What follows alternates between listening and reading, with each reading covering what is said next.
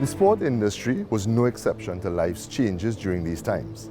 The industry has had to make sweeping changes on how sports are enjoyed and played, and that could last for years to come and create new opportunities for interaction with fans and players. I am Shamfa Shaki Kajo, Minister of Sport and Community Development.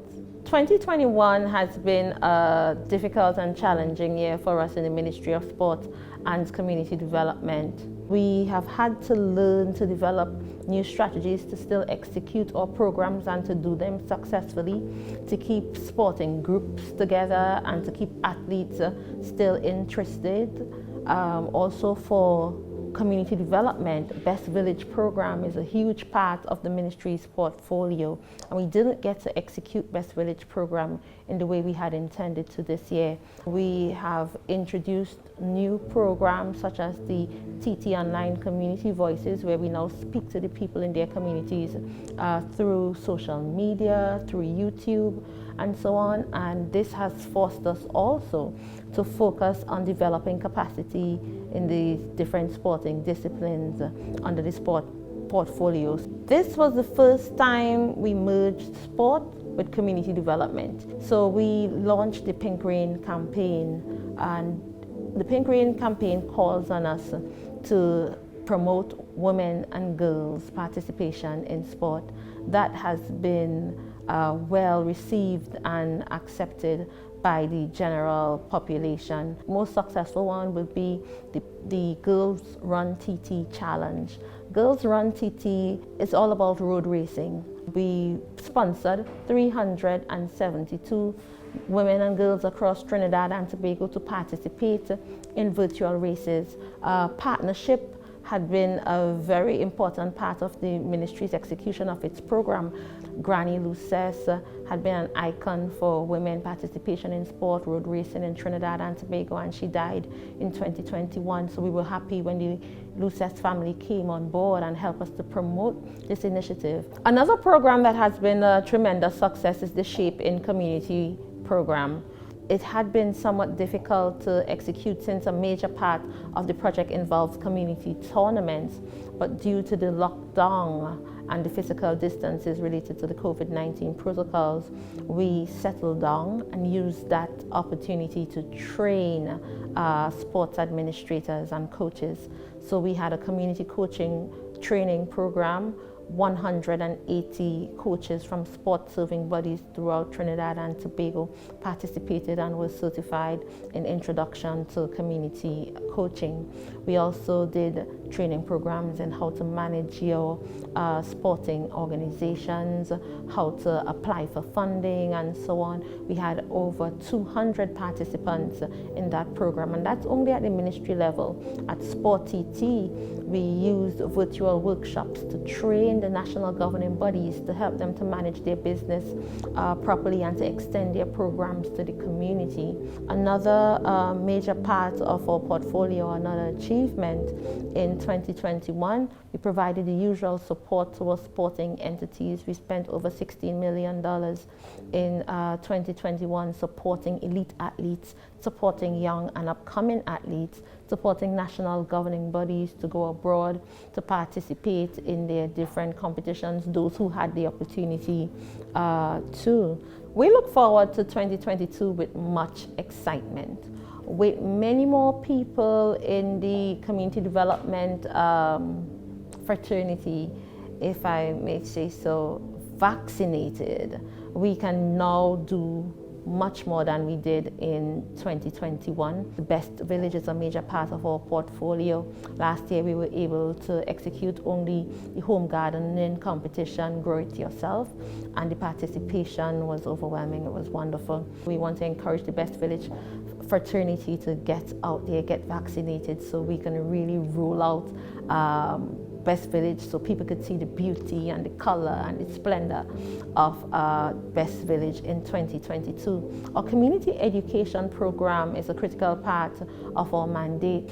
Over the past 60 years, we've trained over 250,000 people. Last year, for the first time, we executed this program virtually with 13,000 people participating throughout Trinidad and Tobago.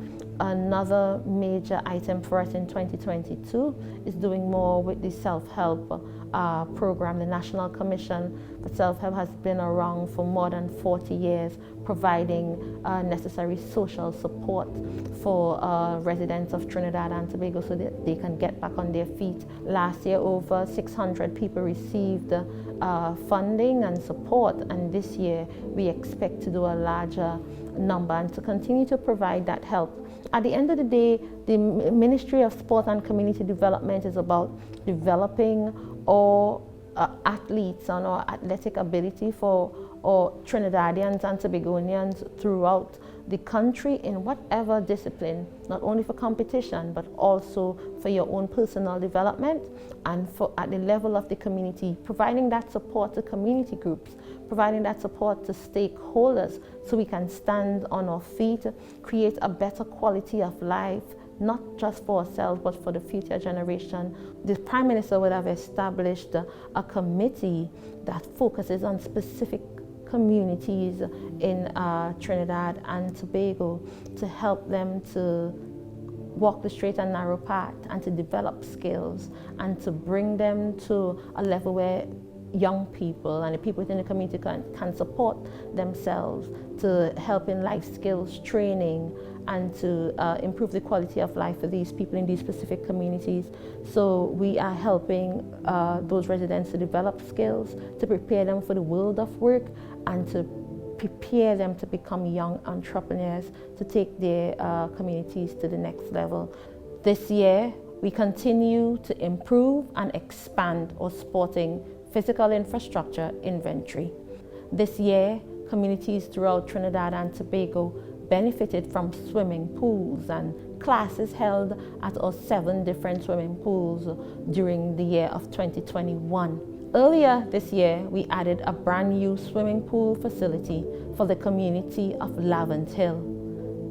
And earlier this month, we added another swimming pool facility in the community of Mova.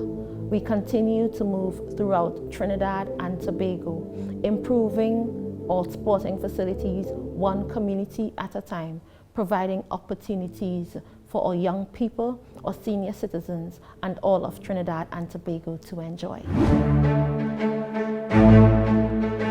Tourism in the region has almost come to a standstill because of the pandemic. And this has hit economies and employment hard, especially for our CARICOM partners.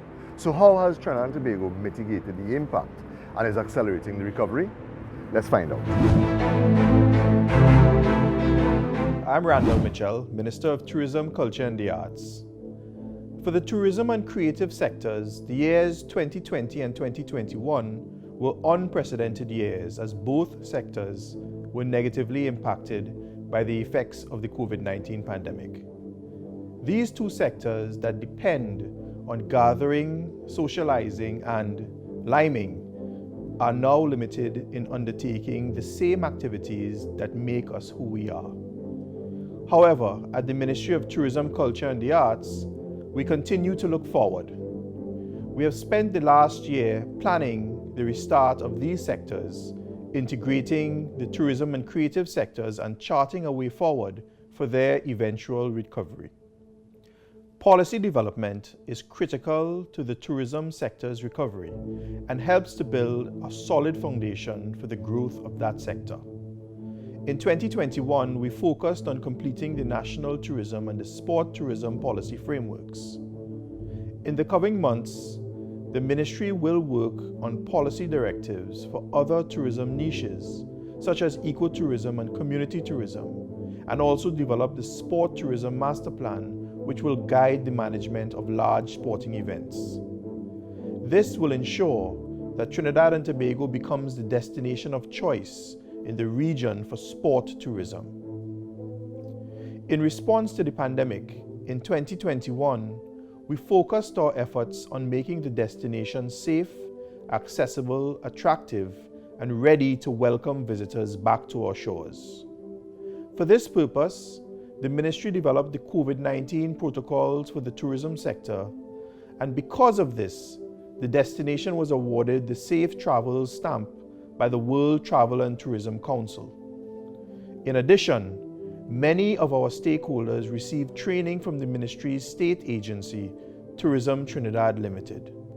This training and certification means that our hotels, our tour operators, tourist taxi services, and performance spaces are well equipped to give our visitors a memorable experience, albeit in a safe and comfortable environment.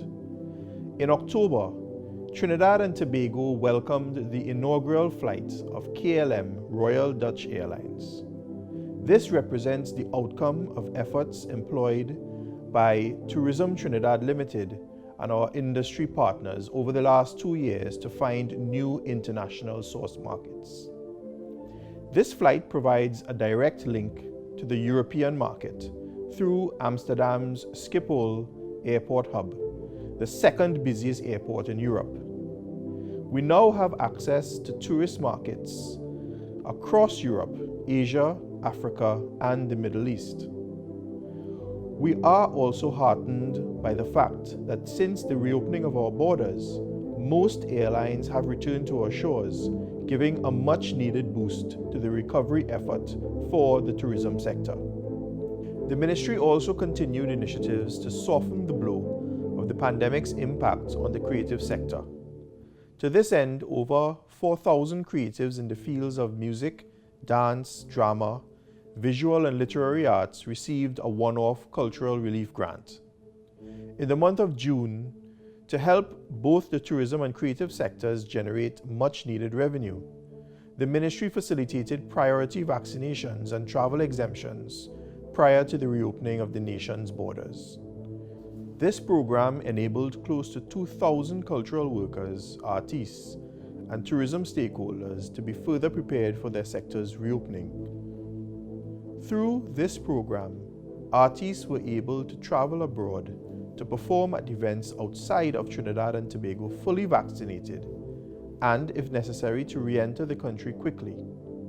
Likewise, our tour operators, hotel workers, and tourism transportation providers could provide a safe environment for their staff and guests. While the greatest show on earth, Carnival, was cancelled in 2021, virtual events continued.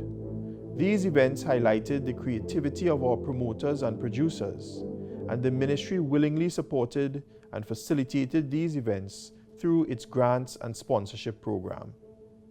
These events were held in our national performance spaces and gave our Carnival Festival a wider viewing audience through streaming and pre-recorded shows and events. In the last year, some of our national performance spaces have undergone upgrades that will give producers and event promoters more comfortable spaces for their artistic expression. At the Naparima Bowl, the Ministry of Tourism, Culture and the Arts conducted major refurbishments that will enhance the public's experience, whilst at the Queen's Hall, the newly launched Garden Theatre gives event promoters an additional outdoor space to host events. The year 2022 holds much promise for the tourism and creative sectors. In a post-pandemic world, these two sectors are important to re-energizing and reinvigorating destination Trinidad and Tobago. We have experienced the synergies between tourism and culture and intend to use this to generate renewed interest in our beautiful Twin Islands. We will be reaching out to our diaspora, honoring our icons, digitizing the tourism sector, celebrating our 60th year of independence, and making sure that Trinidad and Tobago is transformed into the place where the entire world wants to be. Trinidad and Tobago, I wish you best wishes for the festive season, and we wait with excited anticipation to what 2022 has to offer.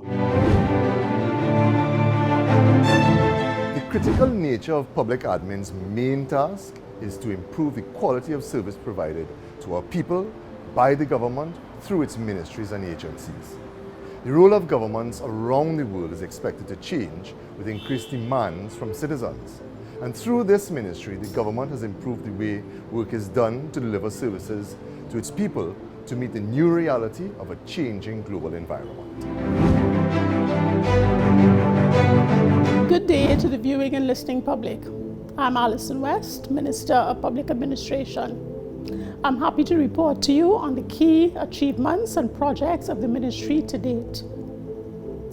The Ministry of Public Administration is essentially responsible for the functioning of the public service, which encompasses such responsibilities as finding suitable accommodation for ministries, departments, and agencies, training of public servants, establishing rules for the operation of the service, and modernizing the public service.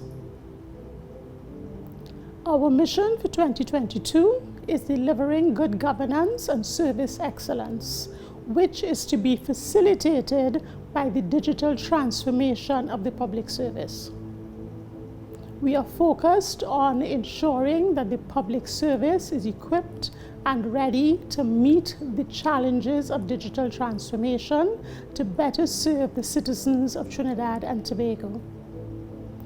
We are seeking to achieve this through the implementation of several projects which are all ongoing. We have accelerated the process of digitalization of the ministry, starting with the Property and Real Estate Division. And we are well advanced in converting all of our records to electronic format. But we are also making sure that our business processes are consistent with e-government. By the end of the next quarter, we propose to launch an e-property platform which will enable all our stakeholders to more efficiently interact with our property unit. The system will allow several things. It will allow property owners to list properties that they are prepared to lease or sell to the government. It will allow the government agencies to place requests for accommodation and see what options are available on our registry. And it will allow the property unit to more efficiently interact with and manage the flow of work from our sister agencies, such as the Trinidad and Tobago Fire Service, the Occupational Health and Safety Unit, and the Commissioner Evaluations. We expect this to improve our efficiency in locating suitable accommodation for our clients, as well as assist us in better managing our rental costs.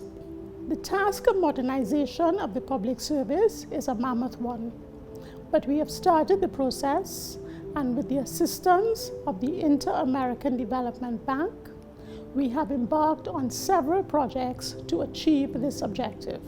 The first is focused on leadership development, which is a critical success factor for the transformation of the public service and service delivery excellence.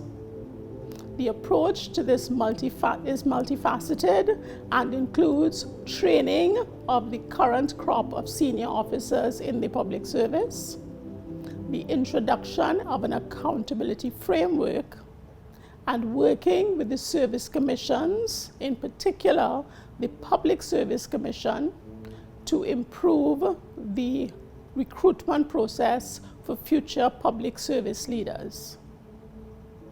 To ensure that the staff of the public service are ready to operate efficiently in a digitally transformed public service, we have organized and are about to launch a digital literacy program with the assistance of the Microsoft Philanthropic Group.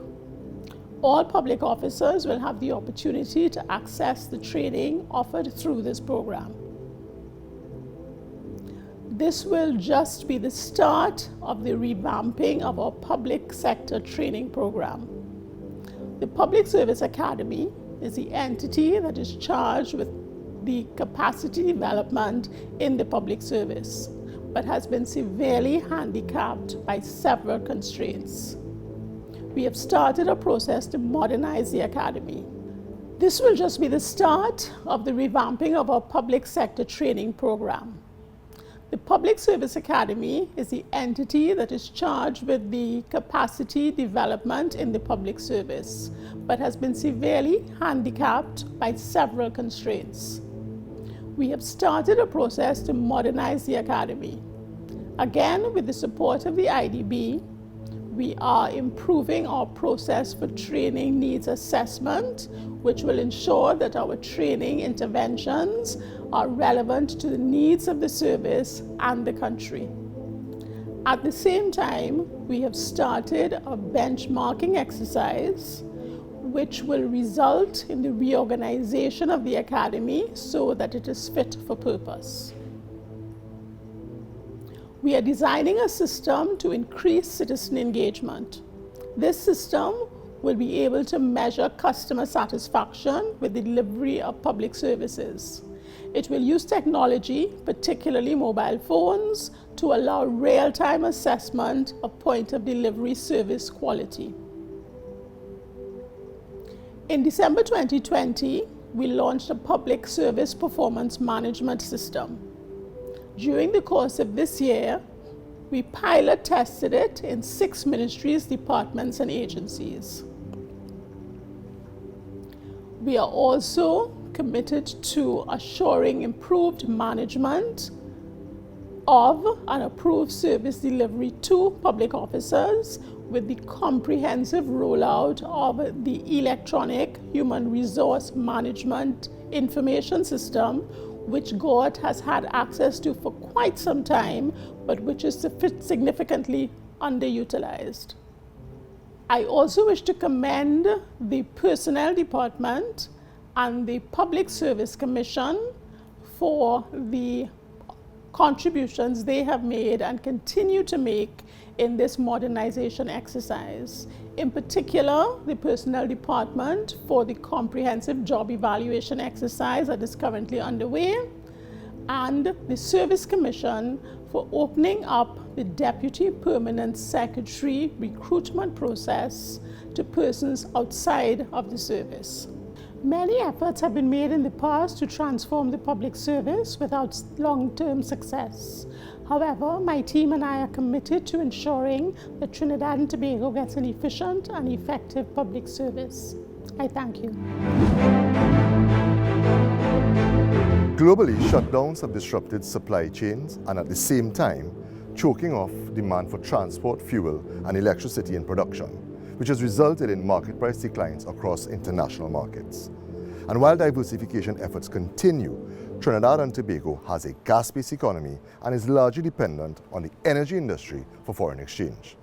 We must face the challenges of the continuing health issues with lower demand and prices in the energy industry. So how have we navigated this pathway? Minister Young tells us now. Hi, Stuart Young, Minister of Energy and Energy Industries, Minister in the Office of the Prime Minister of the Government of the Republic of Trinidad and Tobago. Let me tell you what we've been doing. We've had some great progress. First of all, we are doing the necessary studies to reduce our carbon emissions and to bring us in line with our commitments. Having just come out of COP26, the world is more conscious of what needs to be done to save our planet. We are doing it here, right here in Trinidad and Tobago. We're looking at ways to reduce our carbon. We're looking at methane capture. We're looking at carbon sequestration and injection and capture, thereby making us a more competitive energy environment, because that's what the balance will be about, to ensure Trinidad and Tobago remains competitive. Fortunately, we were ahead of that graph and ahead of time and already doing some of this work.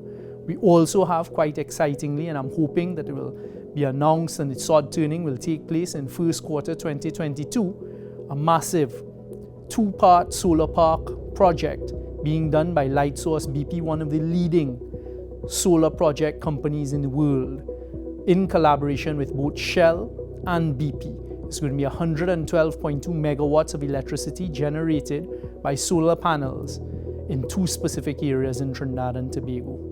We're also, as you see, we've launched our electric vehicle policy, and that's moving ahead.